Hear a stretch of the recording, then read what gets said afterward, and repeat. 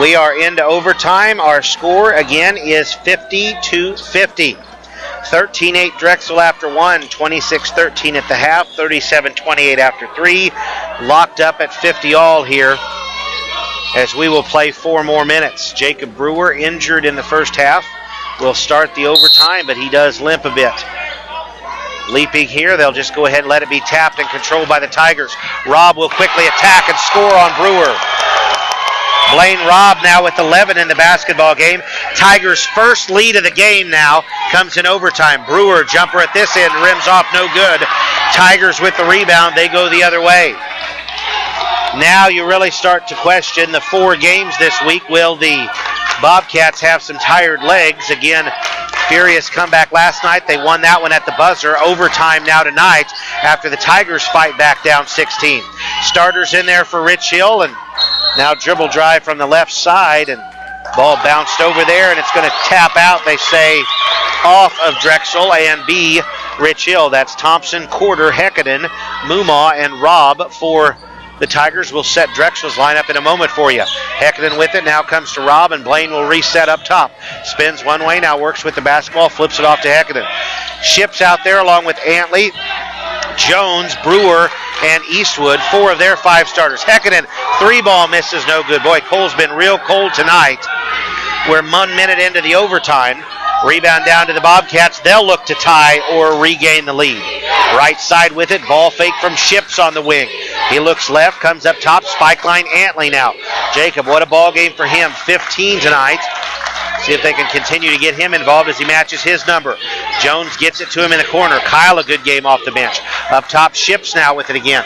Right corner, Jones again with the ball fake. Junior moves, long skip, comes across. Antley gets it in traffic, and then he'll score in the lane. 17.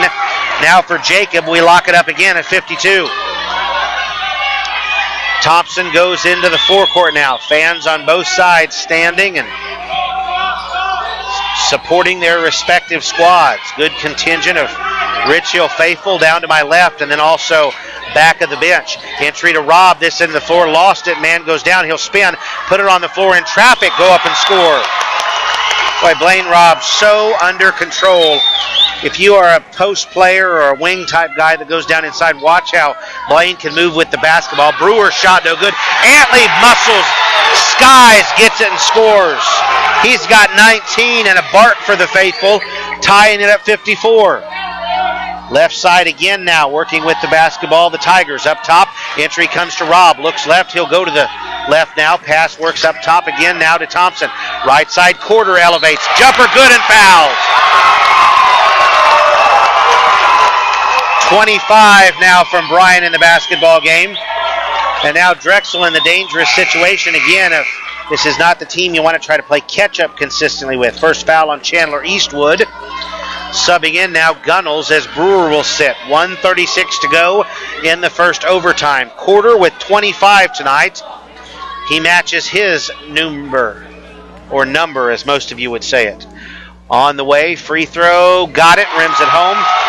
26 for BC, largest lead of the night for Rich Hill now, 57-54. Ships into the forecourt with the basketball. Looks right, left, comes up top to Antley. He'll swing all the way across into the hands of Eastwood. Into the corner now with it. Ball fake there from Jones, and then we're going to have a blocking foul called on Heckaden. That will be Cole's first personal to send Jones to the free throw line.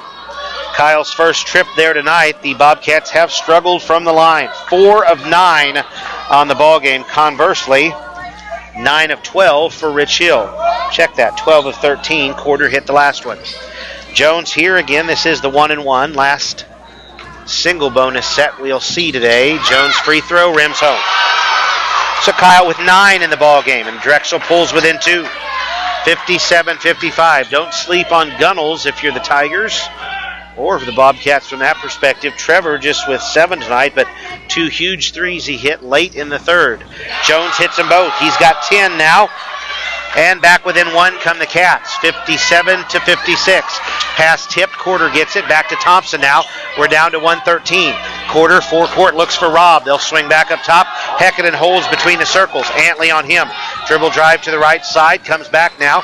Jacob looks to move with it. Now he'll swing over into the hands of Thompson. Under a minute to go now in the basketball game, the first overtime period. Tigers with it up 1, looking for the steal.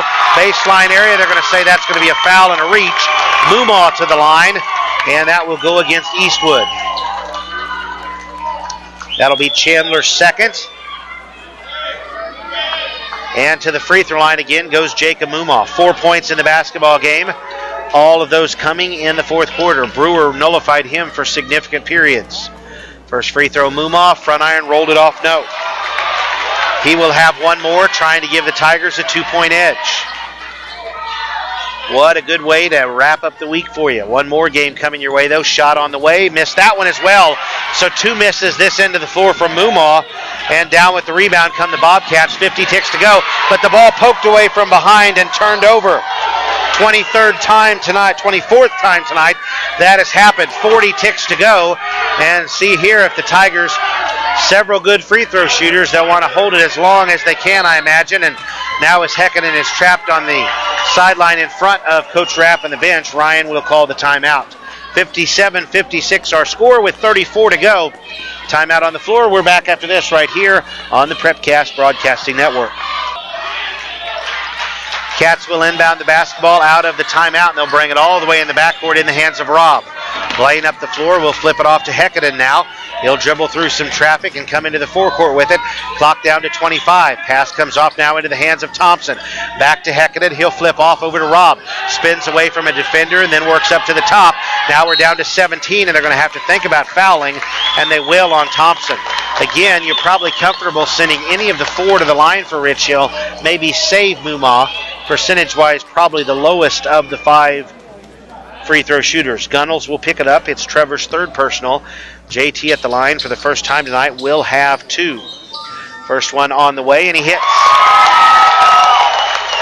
6 tonight for Thompson, and that makes this one ultra important because it would push all the way out to a full 1-possession game. One more, rims it home. 7 now for JT. The lead is 3, 59-56. See if the Cats take the 3 quickly. Coach Harvey will take a timeout. No surprise there. With 10.8 to go, we'll see what he sets up, but we'll take a break and rejoin you right here on the Prepcast Broadcasting Network.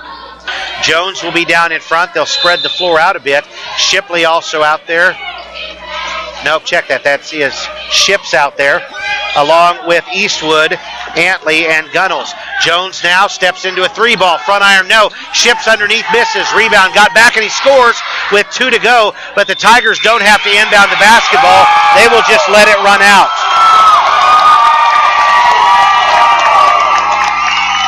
What a furious comeback that the Rich Hill Tigers are going to win in overtime. By a final score of 59-58.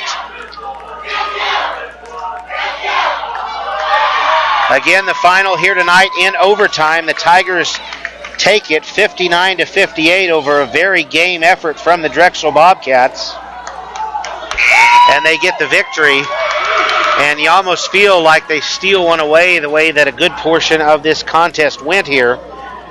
After they had fallen down again by 16 with about 3.5 minutes to go, they raced back, had a chance to not only just tie it, they did that, but then win it as well. And they're not able to do that in regulation, but they do send it to overtime and then do win it in overtime as they go 9-8 in the overtime period. We'll run the scoring down for you here now on the Randy Bland Used Cars postgame show. It was 13-8 Drexel after 1, 13-5 in the second. They led 26-13 at the half. 11-15, the Tigers outscored them by 4 in the third, but they got it all the way down to 4 before that lead swelled back to 9 late. 22-13 in the fourth quarter, but again, they outscore them. The Tigers do by 16 the final 3.5 minutes, and they end up tying it then at 50 final moments of that fourth quarter. 9-8 then in the overtime period, and the Tigers get the win 59-58. For the Tigers, they're paced by Bryant Quarter with 26, 13 from Robb, 9 from Heckaden in the basketball game, 7 from Thompson, 4 from Moomaw. That's the 5 starters. No one else scored. Kailborn, Delosier, Humble, and Smar all played. Did not score tonight for the Tigers, who attempt 17 free throws. And they hit 12 of them, 16 turnovers in the basketball game. And again, by all rights, the Tigers likely considered dead to rights tonight, down 16 with 3.5 to go, and they fight back and get a win here on the road. The final again in overtime, 59-58. Heartbreaker for the Bobcats. Player of the game this evening seems rather obvious. Bryant Corder is going to get the charge as he finishes leading all scorers with 26. He scores 20 in the second half and overtime periods, though. In fact, he scores 13 of those points in the fourth quarter and overtime period. So Bryant Corder, the junior tonight for the Tigers, our player of the game here on the Prepcast Broadcasting Network.